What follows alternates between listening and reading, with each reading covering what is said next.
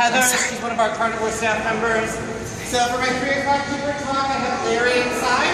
I'll tell you a little bit about him, some of the natural history about Sumatran tigers. We do a little bit of a snack for him, and then if you guys have any questions, you can feel free to ask me after. So, like I said, this is Larry. He's a native Californian, was born at the Sacramento Zoo. He's 6 years old. He's 330 pounds. About average size for a male Sumatran. Sumatrans are the smallest of the 6 remaining subspecies of tiger. With size comparison, he's 170 pounds smaller than our male Siberian, who's outside in his exhibit. So, as well as being the smallest, we're also the darkest and have the most amount of stripes, about 144 on average. As you work your way up from the island of Sumatra through Malaysia, India, China, and then eventually into northeast Russia, the subspecies get larger, lighter in color, and have fewer stripes. The one that was just in a moment ago is our female Siberian. You'll notice she was a lot lighter in color, and they only have about 110 stripes on average.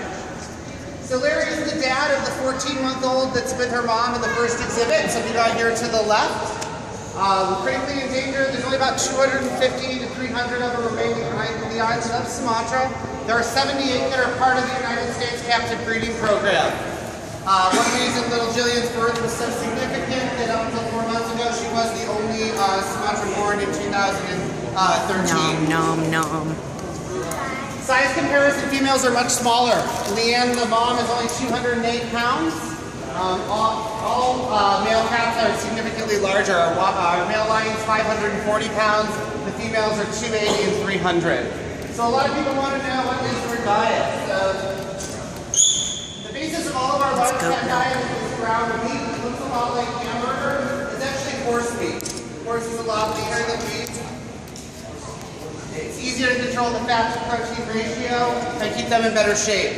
This also has all their supplements in it. In the wild, when a large cat makes a kill, they eat the bones, fur, hooves, antlers. And to make up for the fact that a lot of what we give them is just whole muscle meat, this is all their calcium in it, good omega fatty acids like omega-3s, as well as their vitamins. They get that every day, and then they also get a rotating enrichment item. Today it's horse loin. They get chicken twice a week, rabbit on Thursday, sheep quarters once a month, turkey on Thanksgiving, so we like to keep some variety in their diet. In the wild, large cats are gorge feeders, so a tiger would only eat about once a week. They would eat as much as possible. Male Sumatran can easily eat 30 pounds in one sitting, but then, like I said, you wouldn't eat for 5-6 days. In captivity, we feed them every day, much smaller amounts. Larry only gets 6.5 pounds of food or so, depending on the caloric intake of whatever he's eating. And that food is divided up between 2 or 3 different feeds. All these animals are born in captivity, but they have wild metabolism, and so we manage their weight by controlling their diet. It's impossible to have the room that a tiger would have in the wild, and so that's why we feed them several times a day. Just like humans, smaller, more frequent meals, it's easier to keep a healthier weight on it. Yeah, that is not their favorite food. It's like a salad for them. They'd much rather have the other stuff. So Larry was one of 3 boys. He came to us 2 years ago this May on what's called a breeding recommendation or breeding loan. So when you have a very, very small captive population, it's very important to keep the genetics as clear as possible. And so that's why a lot of these cats will move to several different zoos in their lifetime to breed with many different females to keep the genetics as clear as possible.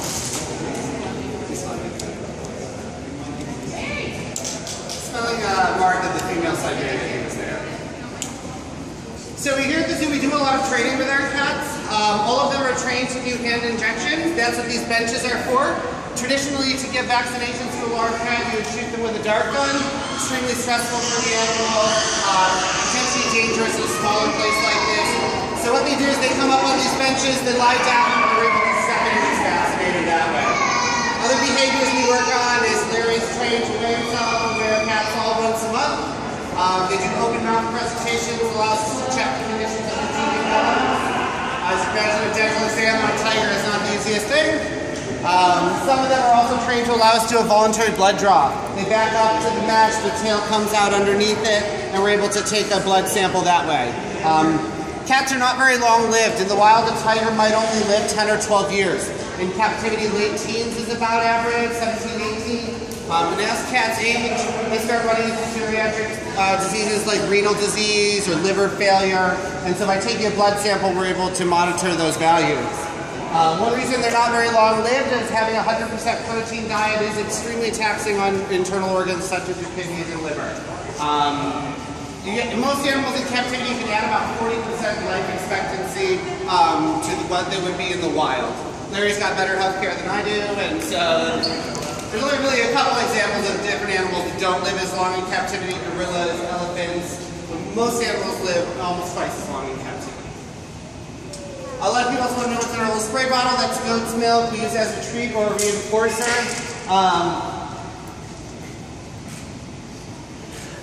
We use goat's milk. It's got a really pungent flavor, but also less lactose than cow's milk.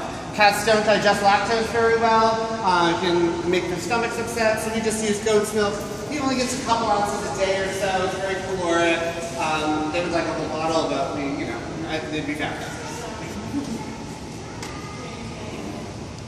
When you look at Larry, he's definitely a jungle cat. Very short legs for the size of his body. Very long whiskers that helps him navigate through the dense foliage of the jungle. The only large cat that doesn't have yellow eyes is snow leopards. They have like a silver eye, but the yellow eye helps them see better at night when they do most of their hunting. In the wild, his prey would consist of deer and wild boar. Anyone have any questions for me about Larry? Okay, does Larry have one word in his vocabulary? I don't need anybody. Well, you were calling him. You said, Larry, get in here. Oh, Larry, come. Well, you keep your commands when you're training simple. So it's usually one or two words. We use visual cues as well as verbal cues. Other ones are like seat, left, down. What about getting his mouth open? It's a hand signal, so yeah. Can you? He doesn't do that. No, our male lion does, all the female tigers do, but he's relatively new because they've only been here a couple of years, so. Canines are about 3.5 inches long. Tigers have much larger teeth than lions. Our male Siberians, canines are over 4 inches in size. Do the cats have different personalities? Absolutely. So Larry, they have different personalities, different preferences. In general, as a species, Sumatrans are really, really wiry. Larry also prefers women. All of his keepers prior to coming to the zoo were blonde and short. And so he really likes blonde girls. We have a working relationship. I'm definitely not his favorite person. He came here in the short dark, I gotta take care of him. But yeah, they're very, aged as well as the individuals. Like our female Siberians tend to be a little bit more mellow. And then like with our lions, the older female is 17, she's really mellow, but the other one is quite feisty.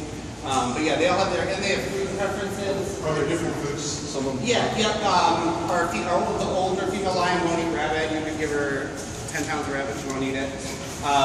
Larry and his daughter are the only two that eat fish. The rest of the cats won't touch fish. So they definitely have their own preferences as well. How did he come to the zoo? FedEx. Was he a rescue or? No. So they're FedEx. They belong to what's called an SSP, which is a species survival plan. So a lot of these critically endangered animals in the next 10, 20 years are not going to exist in the wild. They're only going to be in captivity. And so Larry was born in Sacramento, but then came to us via Jackson, Mississippi. So it's about maintaining captive populations. Wild collection of zoo animals really stopped in the 80s. It would be, the only time that facility would go out and wild collect at this point would if they needed to diversify the genetics of the feed pool. I would say 250, 300 of them only remain in the wild. Wow. So all pure subspecies tigers are critically endangered. Generic tigers, which are the ones you see in like circuses and shows, there's 5,000 of them in Texas alone. Wow. And so we only deal with pure subspecies. And so we have the largest and the smallest here at this zoo. We have Sumatrans, which is this guy, and then Siberians. So people should donate to help them. Yes. Yeah. How did they catch him? Well, they didn't have to like catch him because he was born in Sacramento. So he was born in the zoo. His parents are still at Sacramento. So you just like picked him up? Well, he came in like a very large dog crate made out of steel. But that's how, yeah. And he got on an airplane just like you do, and he flew here from Mississippi. FedEx does about 90% of all shipping of large animals within the country. Really great company. They donate a lot of flights. Elephants and rhinos and giraffes, they go by carrier. But anything smaller than that, usually FedEx. Awesome. And they go fully awake. They aren't sedated. They just go in their crate. 2 people are required to accompany him on the plane. Yeah. How do we feed him? Well, we have 2 ways of feeding him. We either throw food through this feed chute, or we use barbecue tongs. Because I want to keep all my fingers. What Larry's working on right now is just a bloodsicle. It's a popsicle made out of horse blood. Have you tasted horse yourself? I have not tasted horse. One of our other keepers had some in Italy, and she said it was delicious. But I haven't. All of our horse meat comes from Canada. They have like strict laws about the slaughtering of horses. In the United States, we view them as a domestic pet. And so much of the meat that is used in the United States comes from Canada.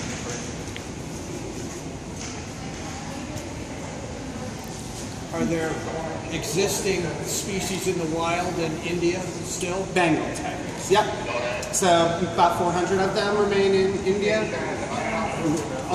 There are 6 subspecies remain. There was 9 originally. 3 have gone extinct since the 30s, 2 since 1970. The Java, the Persian, and the Caspian tiger. All 5, and then there's 1 tiger subspecies that only exists in captivity. It's the South Chinese tiger. As of 2000, there was only 12 of them left. There's now 44 of them, and they're housed all in Chinese zoos. So if you take the 5 subspecies that are still in the wild, there's only about 2,500 individuals combined of all of those. 10 years from now, I would say most of them would be extinct in the wild, just at the rate that they're being poached. On the island of Sumatra, these guys, a lot of the land is being cleared for palm oil. The average household income of average household income on the island of Sumatra is like $1,000, $1,500 US a year. His put on the black market is $40,000. So unfortunately, there's a huge incentive for the people on the island. There's just no way that they're going to exist in the wild. No. So, I mean, that's actually not that uncommon. There's quite a few animal species that only exist in captivity. If you go up to our savannah, you're going to see a white antelope called an oryx. They have the huge slanting horns that go back. They don't exist in the wild. They're only in captivity. There is an effort right now in Tunisia and Morocco to do a release program. The problem is they're poached almost immediately. So they're just not very successful. There is a breeding release program of Sumatran tigers on the island of Sumatra, but the United States, it's about maintaining a captive population at this point. Is it okay if I post this on YouTube? What was your name? Oh, I don't have my name. Oh, okay. Well, thank you for all the information.